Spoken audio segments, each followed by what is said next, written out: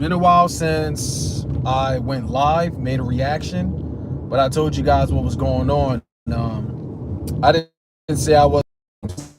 I probably should have, say I'm going to be off for the next couple of weeks or a month or whatever. It's whenever I'll be able to get on. I don't know, but just prioritizing, family stuff.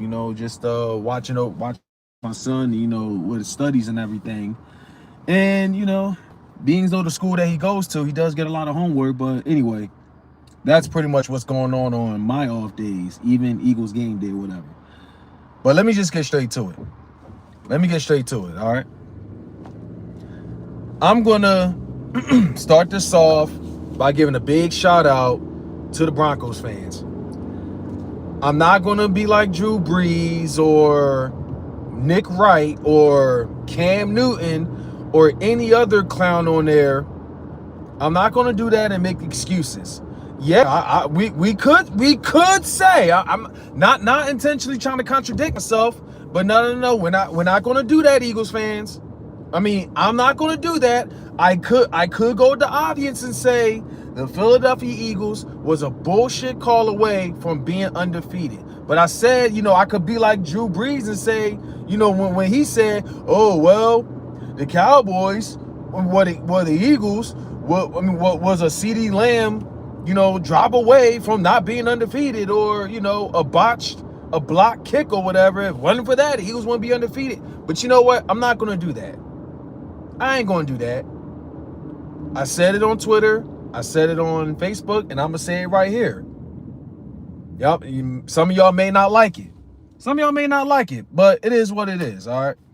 I'm trying to come up here with a different approach. Yes, I have called out the refs all the time, but this one is different because, let's keep it a buck, Eagles fans, there were calls that benefit us. What was it? When Cortland Sutton tripped over, I think Zach Bond, that was due to Keely Ringo holding, I think his name was Cortland Sutton. I think that's who it was. Which led to Cortland Sutton falling backwards, and Zach Bond tripped, and they called an OPI on that. They called an offensive pass interference. I think that was a bullshit call. That should have been a hold on Keely Ringo. There was a few missed calls on what's his name? Quinyon Mitchell. There are times Quinyon Mitchell will lock players down, but there were times he did kind of hold, all right? So, I mean, look, I'm not going to sit here and pretend. I mean, yeah, there are times I even call it out as well. You feel me? And I'll be like an eye for an eye, because we get screwed on calls all the time. You feel me? But this one, the refs was a freaking... The officiating was trash on both ends. But I'm just going to take the refs out of it. I'm not... And you know what?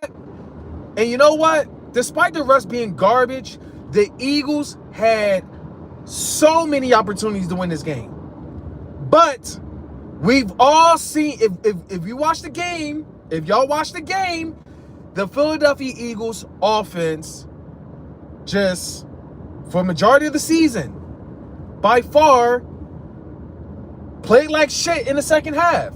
Either play like shit in the first half, or they play like shit in the second half. You can't do that in football. You just can't. You gotta play 4 quarters.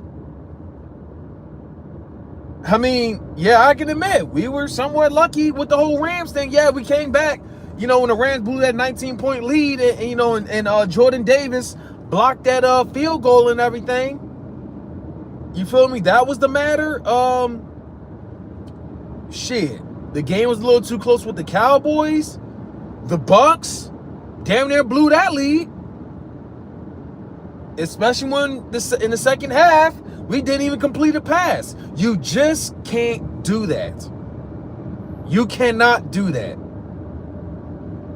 You got to play 4 quarters, make some adjustments. If you're going to play conservative, I don't know. You have to do better. You have to do better with, like, at least get like some first downs, get them yards or something. But these guys forgot how to play football. You just can't play like that. You just can't. And especially Denver being one of them. Denver was never a bad team. I think as time went by, Denver has been more and more competitive. You just can't be doing that. They always had a solid defense. Bo Nix, I don't know why people, play, always down the guy or whatever. I think Bo Nix has a bright future. But this should not have been this game. But you know what? Shoulda, coulda, woulda. It is what it is. If you don't play actual football, if you don't get your shit together, any quarterback would have taken advantage of that. And Bo Nix, that was just one of those guys y'all took for granted, and it came back. And I agree. Yeah, listen. The fact the offense fell apart, and you know what? I'm not even mad at the defense. You know why I'm not mad at the defense? Because the defense did everything they could throughout the game. They were holding them down the entire first half. They were holding them down.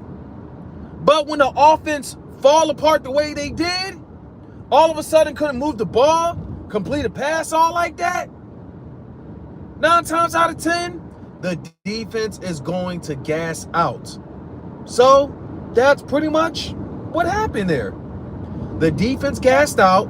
The Broncos took advantage of it. And the worst thing of them all, this is Sean Payton we're talking about. Even though the guy had a cluster for a chaotic, terrible first season with the Broncos, he's still Sean Payton, and he still owns us for the most part. So, I mean, when you don't just the way you did, man, 9 times out of 10, that's the result you're going to get. That is the result you're going to get.